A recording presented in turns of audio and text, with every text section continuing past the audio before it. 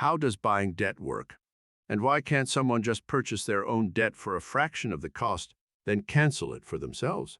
I've seen stories of individuals buying up a bunch of debt for cents on the dollar, then just forgiving it. Why can't this be done on an individual scale? The answer: generally speaking, there are two limiting factors: time and access.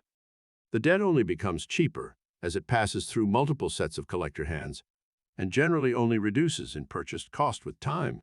The closer the debt gets to being expired, almost all debts will fall off credit reports eventually and become roughly meaningless, the harder it is to capitalize on it for a collector.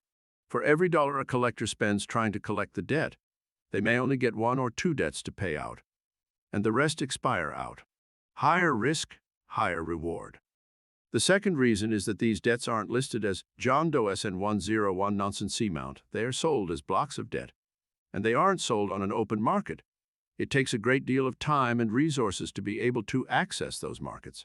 By the time a single individual managed to get the licensure and other accesses necessary to buy a block of debt, they would generally have been better off just paying the debt itself. A highly dedicated person, willing to take the time necessary to get the necessary access to the debt markets, research their specific debt, and manage to find said debt available on the market, could in theory buy it up for pennies on the dollar, or even less. A church just bought $3.3 million worth of debt for less than $16,000 and wrote it all off at a rate of less than 0.003 per dollar of debt. In practice, it's really difficult to find your debt and get onto the market at the exact right time to buy it. Follow this channel for more Santa Explains. And if you have any questions I should answer, just write them down in the comments.